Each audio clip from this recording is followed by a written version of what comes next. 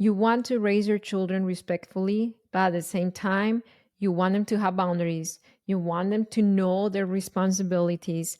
You want them to be good members of society. And you're like, okay, okay, okay, okay. Growing up, I saw chancla, I saw belt, I saw wooden spoon, I saw yelling. How do I raise respectful people without all those things? Well, today I'm going to share with you how to discipline without damaging our connection with our children. Who am I to talk about this? My name is Marcela Collier. I'm a certified parenting coach. I'm certified in positive discipline, and I've helped 14,151 clients, all parents of sensitive children, discipline, disciplining their children without damaging their confidence, without damaging the relationship with them. And this episode is going to be a class on how to do that. Welcome to another episode of the Parenting with Understanding podcast. On this episode, we are going to break down number one, what discipline is, what discipline is not, the main ingredient that you need to have in your discipline. So when you do discipline your children, they learn without hurting their connection with you.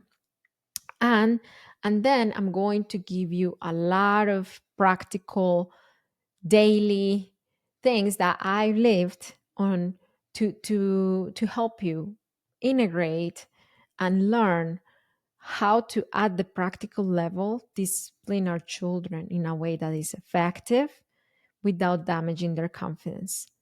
There are as well three questions that you need to ask yourself before disciplining your children. And once you have the answer to these three questions, you won't have any doubt that you are disciplining your children correctly in a way that they learn without damaging the connection with them. Okay, so let's start with what discipline is, what discipline is not, and then we move from there. But before we go there, would you give us a positive review if you've been listening to the Parenting with Understanding for a while and you've been getting information, inspiration, perhaps transformation?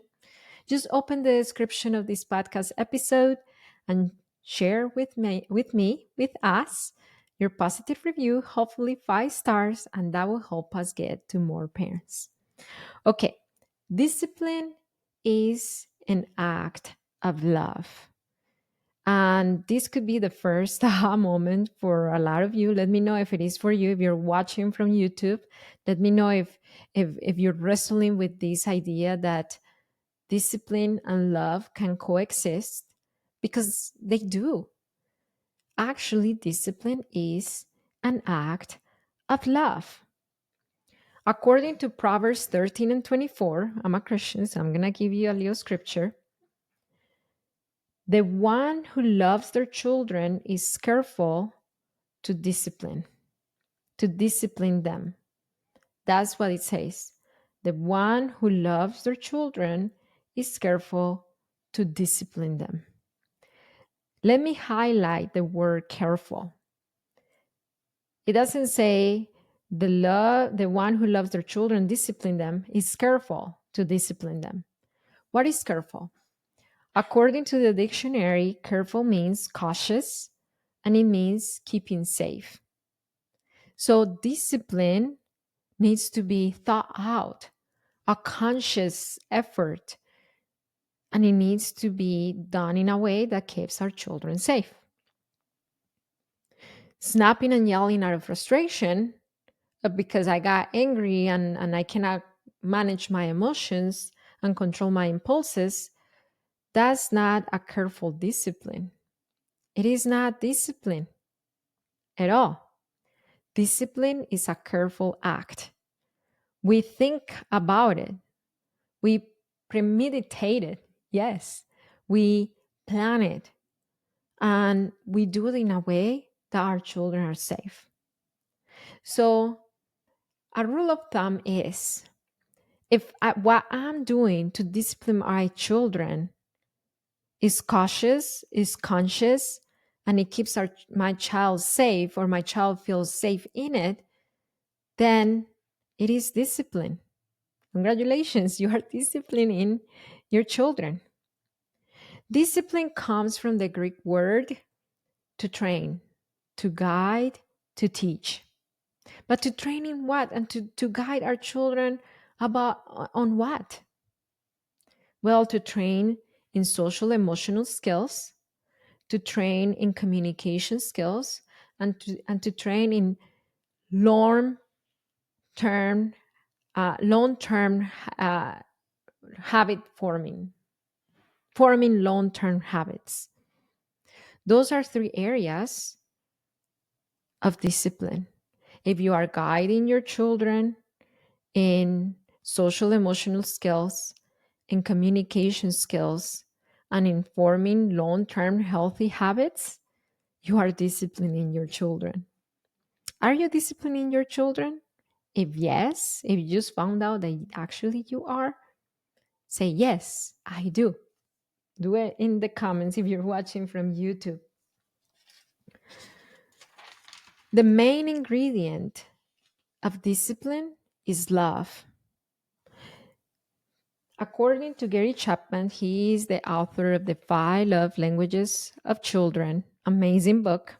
By the way, I'm reading together in with the members of my private community, the Secure Parent Collective. He says that discipline without love is like trying to run a machine without oil. It may appear to be working for a while, but it will end in disaster. And he talked about the story of a father who worked full time, and every day of the week he was away from his child. He only had 2 hours of his day to be with him because he worked long hours. But every day when he came back from work, it was a power struggle. The child was not paying attention, or no, he was paying attention, but was not listening to him when he told him to brush his teeth, when he told him to complete tasks, when he told him to clean up, pick up the toys, go to bed. Everything was a struggle. But what happened was the child was depleted of love. All day, the child was away from dad. And when daddy came home, all he saw was a father coming to discipline with a machine without oil, without love in it.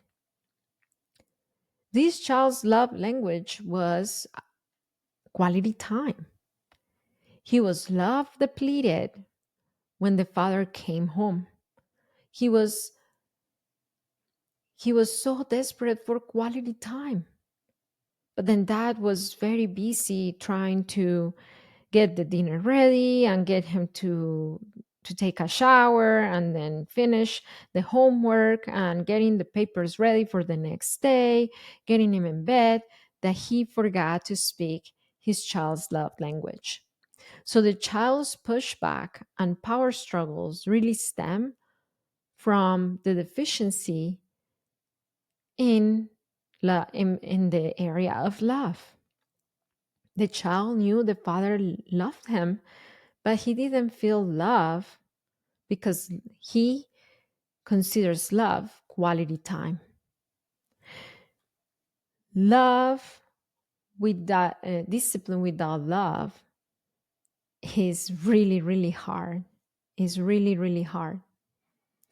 At the other side, a child who is unconditionally loved often and who gets to feel their love language often are so easy to discipline because from that connection, from that genuine interest the parents are giving to them, they respond.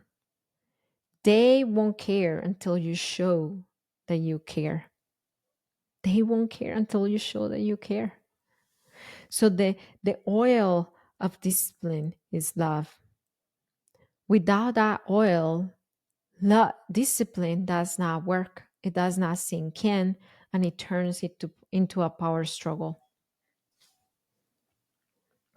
Discipline without love becomes punishment.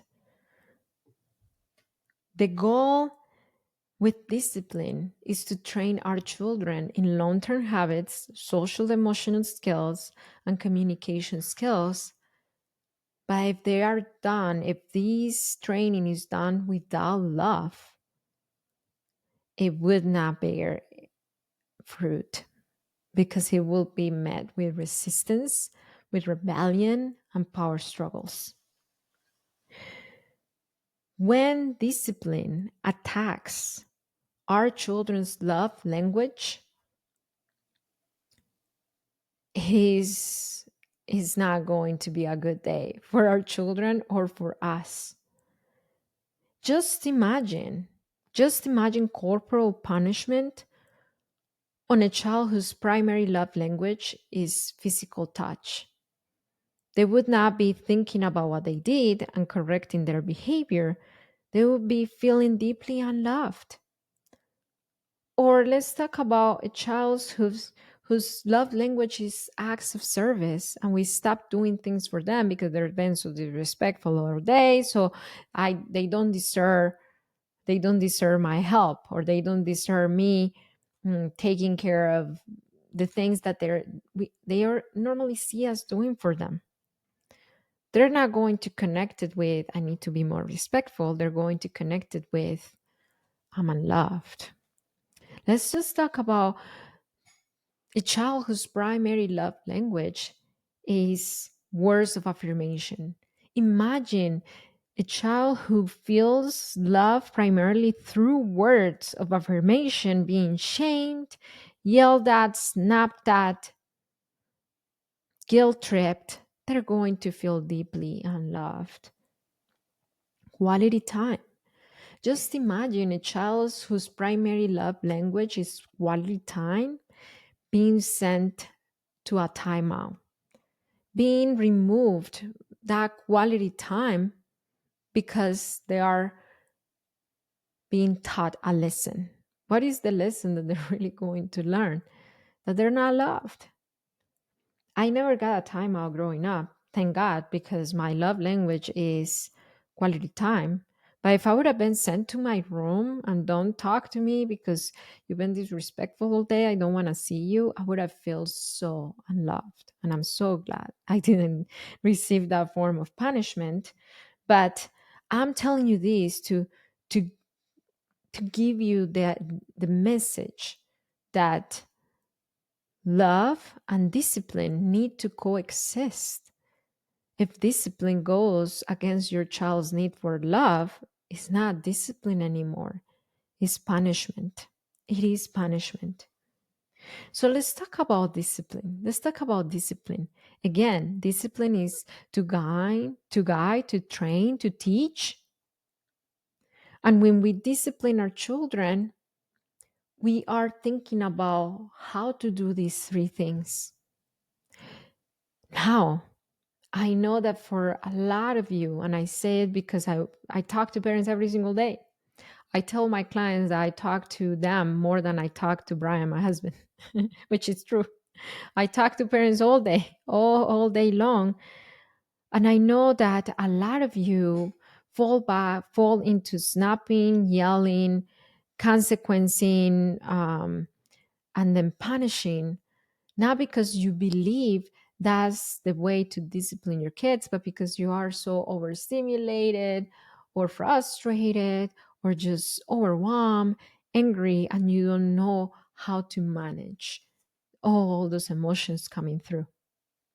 If that is you, I have an invitation for you. I teach my coaching clients a 4-step system to break free from reactivity, bring peace to your parenting so you can raise secure children.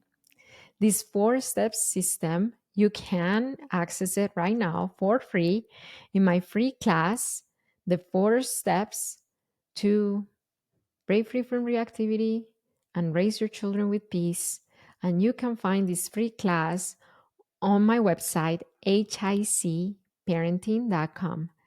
hicparenting.com. If you open the description of this podcast episode, the link is there, or you can see a card up here on the screen if you are watching from YouTube, or if you're watching from YouTube, it's in the description of this YouTube video. If you are listening or watching from Instagram, TikTok, any other social media platform, the class is in the link in my profile. After this class, you won't have any obstacle to start disciplining your children in a way that doesn't damage your connection with them.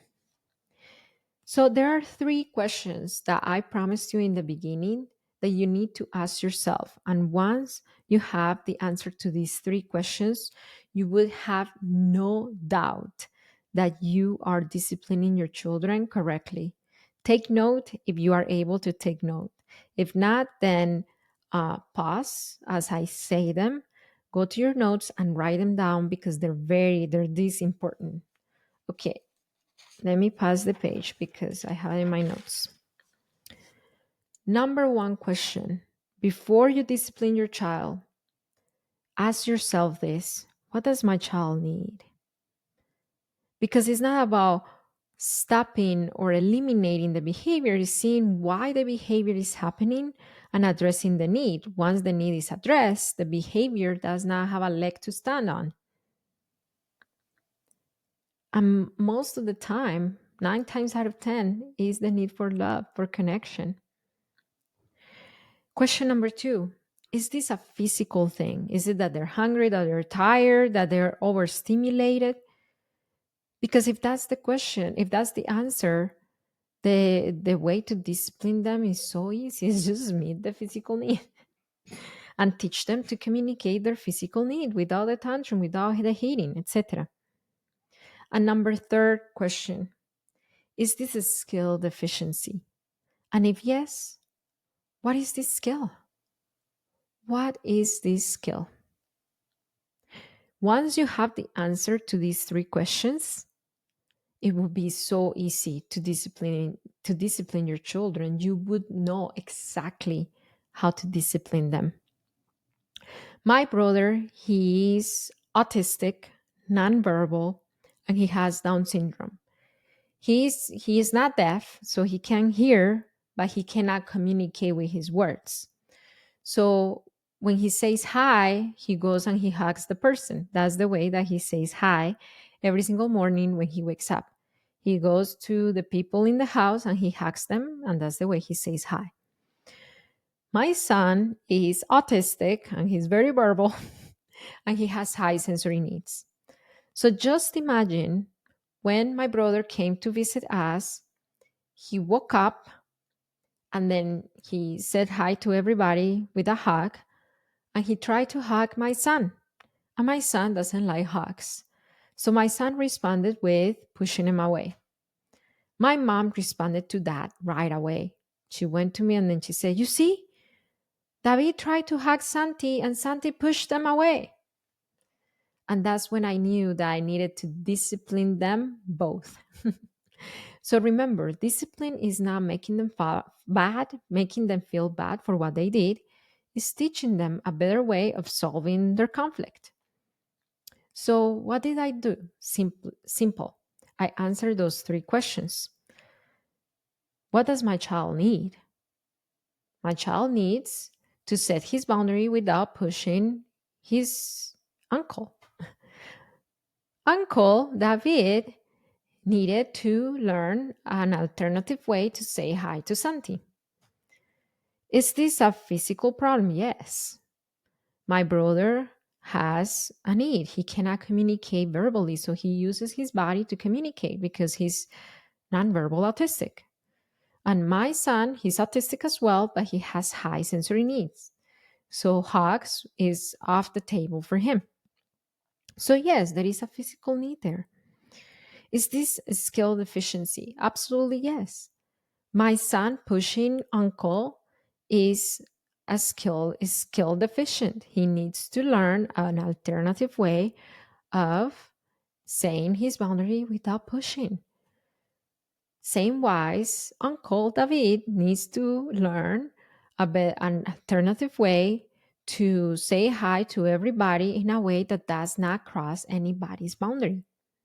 So, do you see that how when you answer these three questions, you get exactly what you need to do to help them? I needed to teach David an alternative way of saying hello, and I needed to teach my son an alternative way of setting a boundary. So I did. I taught David to go in front of Santi in a way that he sees him and to wave hello. And I taught Santi that if David tries to hug him and he doesn't want the hug, to put his hand like this on a stop sign and say stop. David can hear, he's not deaf, so he understands stop, pare in Spanish, because David speaks Spanish. Is that discipline? Yes, absolutely yes. It is discipline. But then this misguided idea that discipline hurts is what makes us think of how, like, can I really discipline my autistic son? Can I really discipline my my son with Down syndrome if the things they do is related to their diagnosis? Yes, you can, if you look at discipline as building skills, teaching long-term habits, and helping them communicate. That is disciplining your children without damaging their connection with them. If this podcast episode gave you a clear understanding on how to discipline your children without damaging their connection with them, would you share it with a friend? Just stop what you're doing, click the send button, send it to a friend, send it to someone who has a neurodivergent kid, an autistic kid, an ADHD kid, and tell them, hey, we can discipline our kids without damaging our connection with them. Send it to one friend and let them know that we can discipline them in love. I want to tell you that it only takes understanding of yourself and of your children's needs to raise secure children. I'll see you on our next episode of the Parenting with Understanding podcast. Bye.